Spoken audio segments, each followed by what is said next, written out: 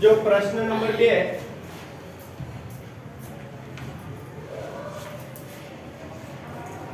सामान्य भाषाમાં ફેરવવાનું છે બરાબર એની પહેલા આપણે અભિવ્યક્તિમાં ફેરવ્યું સામાન્ય ભાષા આપી હોય એમાંથી અભિવ્યક્તિમાં ફેરવતા શીખ્યા હતા એક્ઝામ્પલ પ્રશ્ન નંબર 1 માં તો જો એમાં એ આપ્યો છે પ્રશ્ન 2 નો એ નોટબુક ની કિંમત 3 રૂપિયા છે અને ચોપડીની કિંમત 3 રૂપિયા છે તો સામાન્ય ભાષામાં શું બોલાય આપણે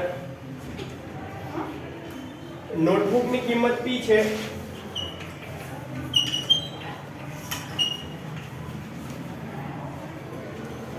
નોટબુક p છે અને ચોપડી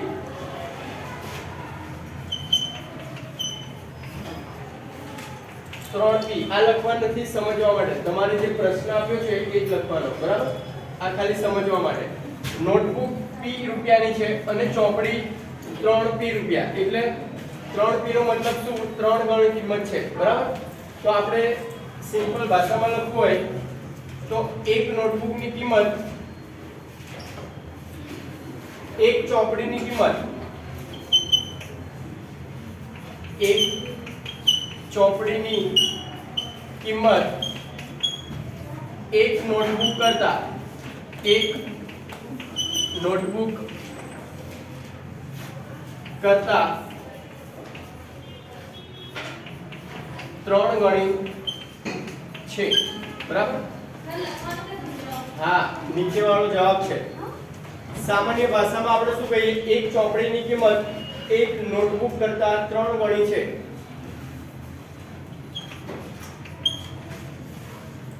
આ રીતે લખવાનું સિમ્પલ લેંગ્વેજ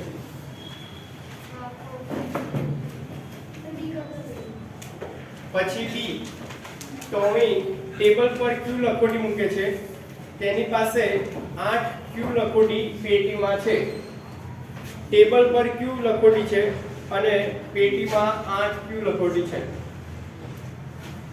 ટેબલ પર ક્યુ લખોટી છે ટેબલ પર 9 ગણી લખોટી છે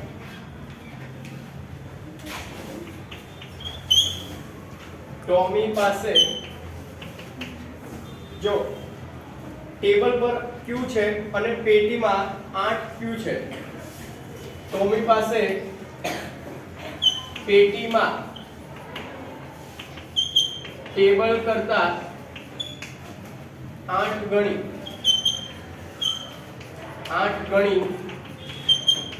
લખોટી છે બરાબર पेटीમાં છે એક કોના કરતા ટેબલ કરતા 8 ગણી છે બરાબર એટલે ટેબલ ને આપણે ક્યુ લઈએ તો પેટી ને ક્યુ લેવી પડે 8 ક્યુ પછી સી હા લખવાનું છે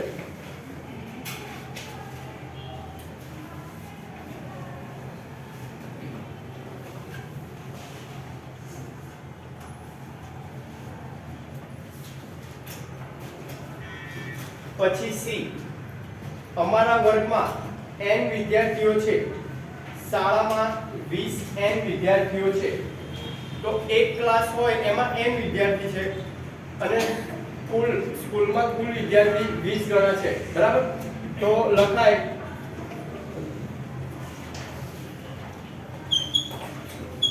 શાળામાં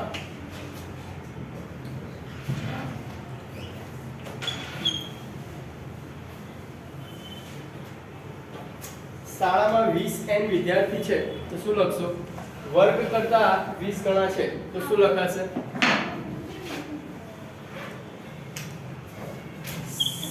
શાળામાં કુલ વિદ્યાર્થીની સંખ્યા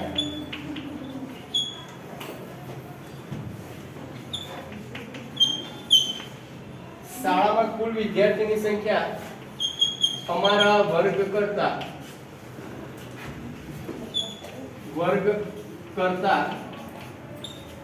20 गणी छे શાળામાં કુલ વિદ્યાર્થીની સંખ્યા અમારા વર્ગ કરતા 20 ગણી છે બરાબર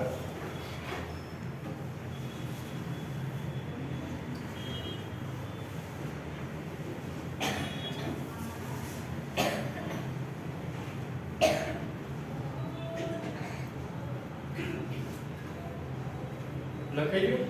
હા સર. પછી એના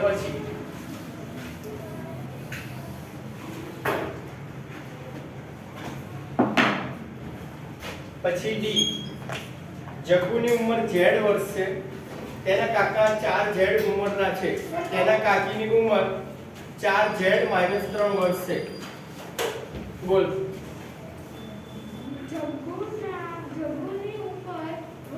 જગ્ગુની ઉંમર કરતાં તેના કાકાની ઉંમર 4 ગણી વધારે છે. હા, જગ્ગુ કરતા 4 ગણી ઉંમર છે, બરાબર. 4z એટલે જગ્ગુ કરતા તેના કાકાની ઉંમર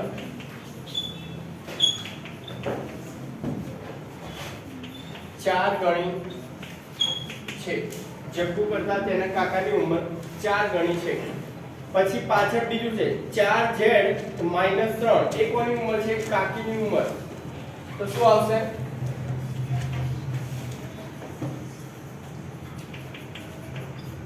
કાકીની ઉંમર જો 4z છે, 4z - 4 છે, 3 છે, બરાબર. તો 4z કોના માટે છે? કાકાની ઉંમર છે. તો કાકીની ઉંમર કાકા કરતા 3 ઓછી છે. ના, ખાલી -3 છે. 3 ઓછી છે. ગુણાકાર હોય તો ગણી આવે, બરાબર. માસ સ્ક્વેર અલગ પેસા પછી માસ કાઢવું હોય તો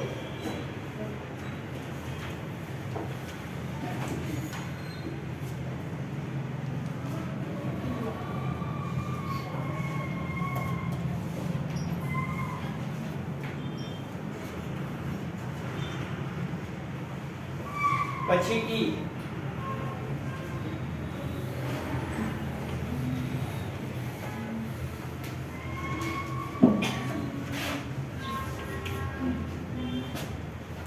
બિંદુઓની ગોઠવણીની હાર છે અને દરેક હારમાં 5 બિંદુઓ છે. હાર એટલે લાઈન, બરાબર. 5 એક લાઈનમાં 5 છે, એવી ટોટલ હાર છે. ટોટલ હાર છે. તો શું લખશો? બોલો. હારની સંખ્યા કરતાં 5 ગણી ટપ્પાની સંખ્યા વધારે છે. બિંદુની સંખ્યા કરતા લખો. બિંદુની સંખ્યા કરતા બિંદુની સંખ્યા હારની સંખ્યાના 5 ગણા છે. બિંદુની સંખ્યા હારની સંખ્યાના 5 ગણા છે.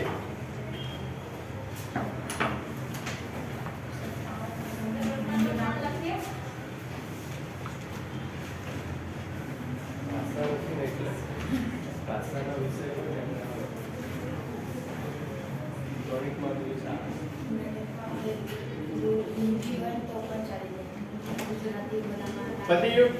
પ્રશ્ન નંબર 2. 3 સર. હા, 3. એના પછીનો નેક્સ્ટ. હા, પ્રશ્ન નંબર 3 લખો. પતિ ગયો એ. માસ કાઢવા નથી, બરાબર. કોઈ એ શું છે તારે? બુક ની લાવ. તો 2 શબ્દો હોય. આ લખું છું, એ લખ. એ તો લખે છે ને. પ્રશ્ન નંબર 3 એ.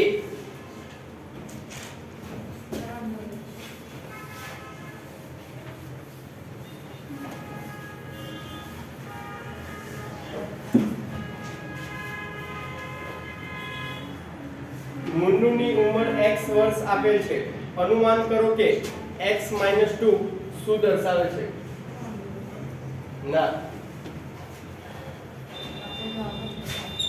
પ્રશ્ન 3 એનો એ.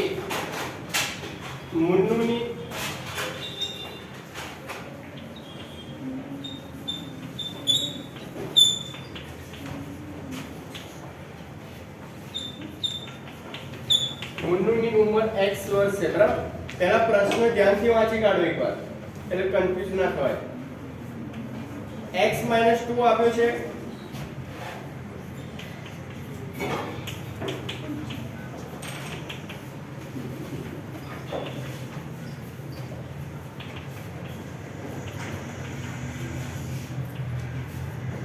પછી x + 4 3x + 7 ત્રણ અલગ અલગ અભિવ્યક્તિ આપી છે।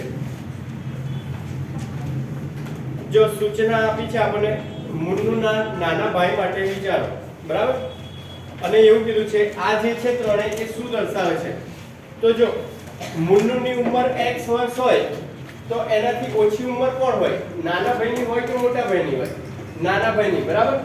તો x - 2 શું દર્શાવે? મૂળના નાના ભાઈની ઉંમર દર્શાવે છે, બરાબર। x - શું દર્શાવે? મૂળના નાના ભાઈની ઉંમર દર્શાવે છે, બરાબર। x - 2 મૂળના નાના ભાઈની ઉંમર દર્શાવે છે। એ જ રીતે x છે એ મૂળની ઉંમર છે તો x + 4 શું હોય? x મૂળની ઉંમર છે તો x + 4, મૂળના મોટા ભાઈ હા, બરાબર, +4 છે એટલે મોટો ભાઈ, તો મૂળના મોટા ભાઈની ઉંમર દર્શાવે છે। મૂળના મોટા ભાઈની ઉંમર દર્શાવે છે। હવે 3x + 7 x છે, જો અહીંયા સમજાવું તમને શું આવશે? x એટલે તમારી ઉંમર લઈ લો, તમારી ઉંમર 6 5 11 12, બરાબર, 12 છે એક્ઝામ્પલ તરીકે, તો 12 x ની જગ્યાએ મૂક્યા, આગળ છે 3 એટલે 3 × 12 + 7 તો 12 તરી 36, 36 + 7, બરાબર। તો તમારી ઉંમર 12 હોય તો 43 ઉંમર કોની હોય ઘરમાં?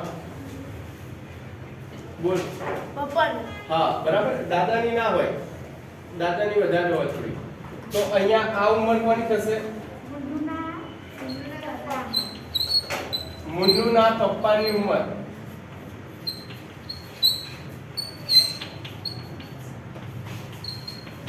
દર્શાવે છે, બરાબર।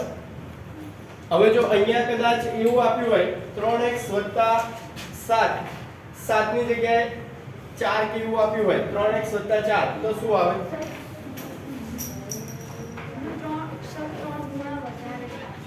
એમ નહીં, 3x + 4 આપ્યું હોય કે 5 આપ્યું હોય, ગમે તે આપ્યું હોય, તો આ ઉંમર કોની આવે? આ પપ્પાની હોય તો આ ઉંમર કોની થાય? મમ્મીની થશે, બરાબર। એનો મતલબ 3 4 વર્ષ નાના। તો આ રીતે આપ્યું છે। પછી બી લખો, બી માં પણ જો આ રીતે કન્ડિશન આપી છે, સારાની ઉંમર આજે સારાની ઉંમર y છે તો ભવિષ્યની અને ભૂતકાળની ઉંમર વિશે વિચારો। આપેલ અભિવ્યક્તિ શું દર્શાવે છે? આ લખી ગયા ત્રણ? હા સર, લખાઈ ગયા। એ માસ્ક કર તું પહેલા, કેટલી વાર કહું તને? છેલ્લે જતો જા ખૂણામાં, પછી કાઢ નાખ માસ્ક।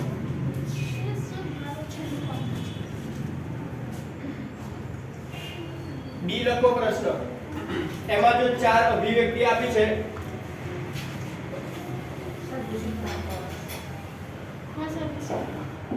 પહેલા પ્રશ્ન લખો દરેક ના।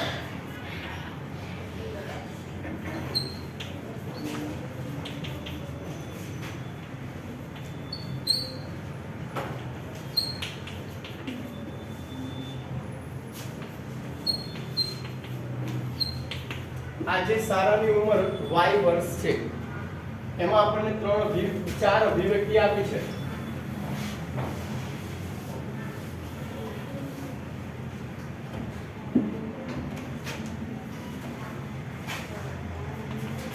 जो पहली છે y + 7 પછી બીજી છે y - 3, ત્રીજી છે y + 4.5, y - 2.5. તો જો y એટલે શું છે? સારાની આજની ઉંમર છે. તો y + 7 એટલે શું? આજ એના ભવિષ્યની ઉંમર. હા, ભવિષ્યની એટલે સારાની 7 વર્ષ પછીની ઉંમર. બરાબર? હા. સારાની 7 વર્ષ પછીની ઉંમર દર્શાવે છે. સારાની 7 વર્ષ પછીની ઉંમર દર્શાવે છે. પછી y - 3 સારાની 7 વર્ષ પહેલાની ઉંમર દર્શાવે. 3 છે. 3 વર્ષ પહેલાની ઉંમર. 3 વર્ષ પહેલાની ઉંમર દર્શાવે છે. સારાની 3 વર્ષ પહેલાની ઉંમર દર્શાવે છે. બોલ. સારાની 4.5 વર્ષ પહેલાની ઉંમર દર્શાવે છે. ખોટું. પાછળ બોલ. સારાને હા, પછી 4.5 વર્ષ 4.5 પછીની ઉંમર વર્ષ પછીની. બરાબર? પછીની ઉંમર બતાવે છે. દર્શાવે છે. અને એ જ રીતે અહીંયા પહેલાની. બરાબર? સારાની 2.5 વર્ષ પહેલાની ઉંમર દર્શાવે છે.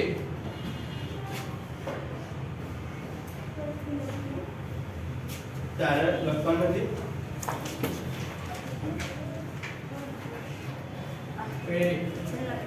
દેખાય છે ને?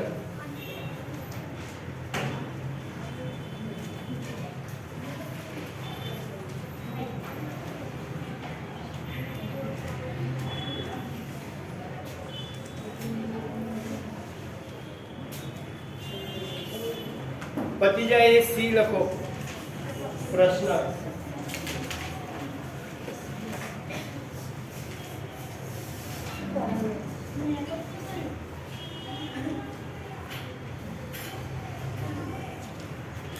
સી લખો. પતી જાય.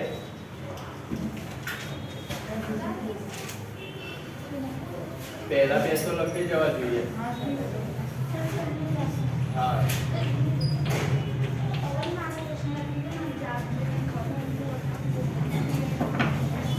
સી માં શું આપ્યું છે? જો n વિદ્યાર્થીઓને ફૂટબોલ ગમે છે. બરાબર? સી તો n વિદ્યાર્થીને ફૂટબોલ ગમે છે. 2n શું દર્શાવે છે અને n/2 શું દર્શાવે છે? અને જો સાંભળો, ફૂટબોલ સિવાયની બીજી રમત કેવી છે? હવે આમાં તમે શું કરશો?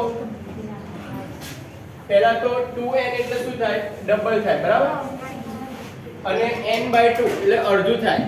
તો 2n આ બંને તમારે જાતે જ લખવાનું છે. દરેક જણ તમને ફૂટબોલ ના ગમતી હોય તો ફૂટબોલ કરતા વધારે જે રમત ગમતી હોય એ રમત અહીંયા તમારે લખવાની. બરાબર?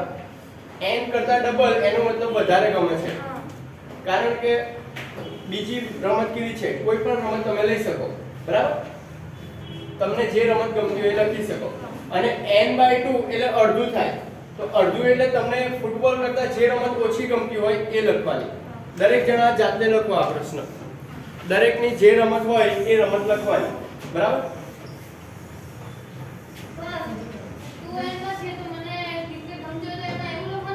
હા.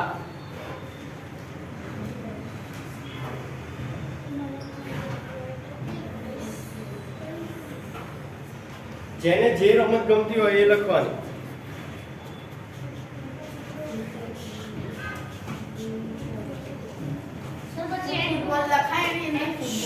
ના, ફૂટબોલ આવી ગયું છે. પ્રશ્ન વાંચ પહેલા. માસ કર તું પહેલા. હા, લખી દે. આવડે છે? જે આવડતું એ જ લખવાનું. પછી સ્વિમિંગ ને એવું બધું ના લખાય. હા. દરેક જણાએ જાતે લખવાનું, બરાબર? છેલ્લો પ્રશ્ન.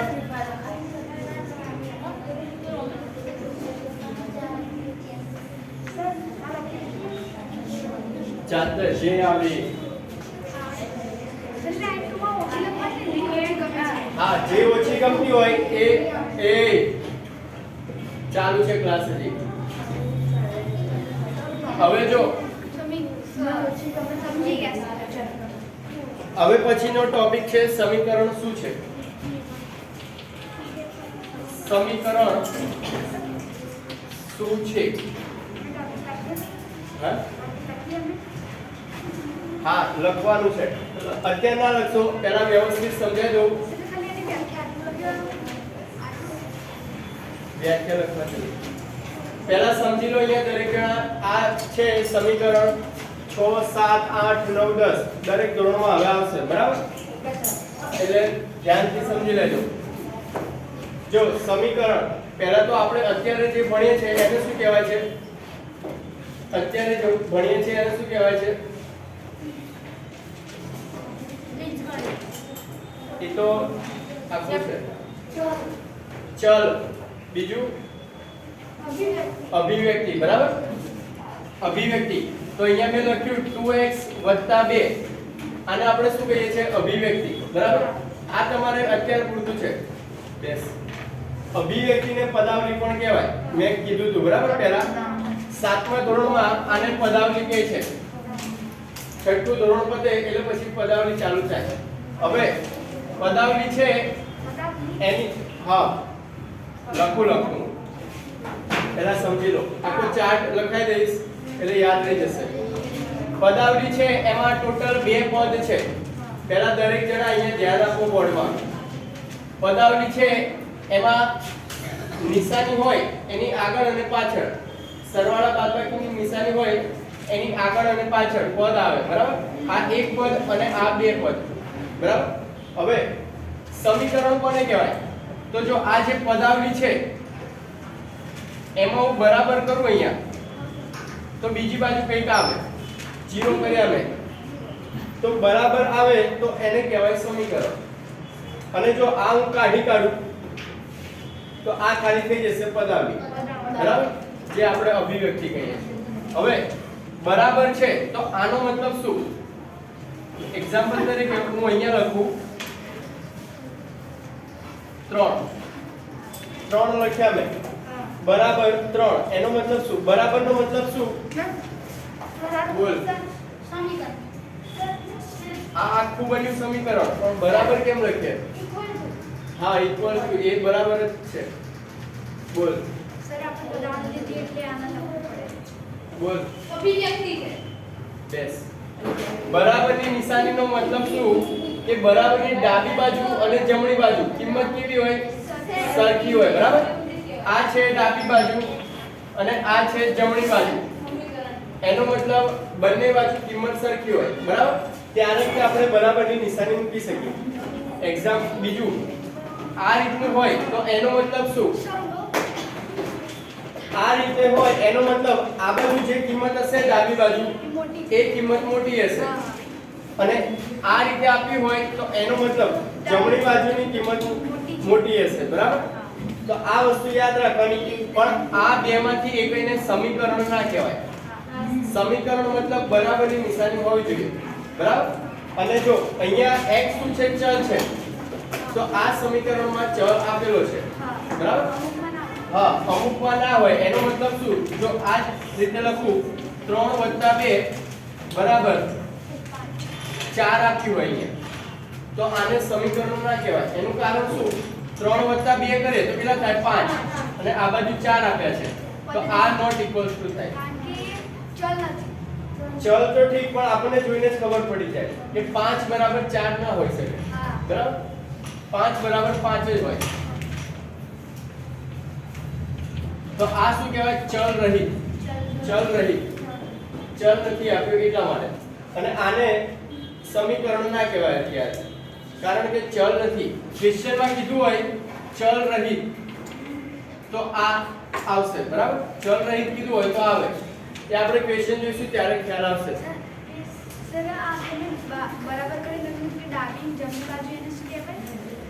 ડાબી બાજુ જમણી બાજુ લેફ્ટ સાઈડ રાઈટ સાઈડ બરાબર સમીકરણ બરાબરનો મતલબ સમીકરણ હવે જો આ જે લખું એ લખ હા બીજું એક 2x 2 બરાબર 4 હવે આમાં x ની જગ્યાએ શું મૂકવું તો કિંમત 4 આવે x ની જગ્યાએ કઈ કિંમત મૂકું તો જવાબ 4 આવે 1 બરાબર 2 એમને x ની જગ્યાએ 1 મૂક્યો અહીંયા 2 અહીંયા આવશે 4 2 વત્તા 2 બરાબર 4 તો 2 વત્તા 2 4 અને 4 બરાબર તો આ શું કર્યું મેં x ની જગ્યાએ શું મૂક્યું x બરાબર 1 મૂક્યો બરાબર એટલે કે ચલની કિંમત 1 લઉં તો આ સમીકરણ ઉકેલાઈ જાય આપણે એક્ઝામ્પલ આવશે એટલે ખ્યાલ આવી જશે સિમ્પલ જ છે હવે જો તમે આટલું લખી કાઢો ખાલી 1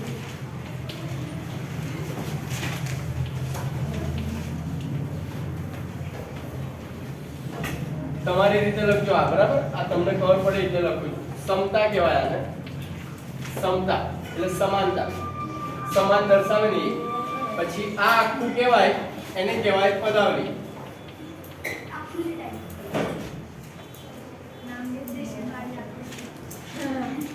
અને આ આખું છે એને કહેવાય સમીકરણ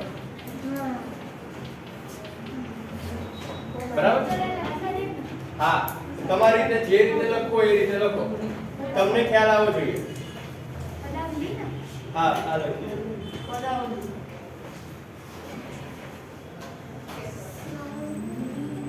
2x અને 2 બંને પદ છે પછી નીચે આ લખી કાઢજો 2x અને 2 બંને પદ છે બરાબર આમાં ચિત્રીશ તો ખબર નહીં પડે પછી એટલે અલગ લખી કાઢજો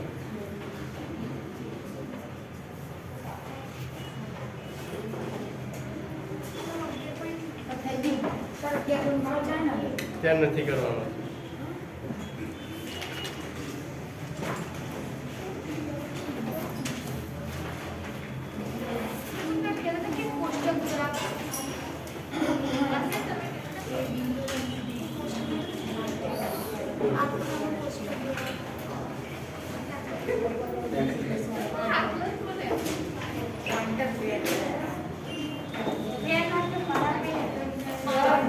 એ અવાજ ના કરો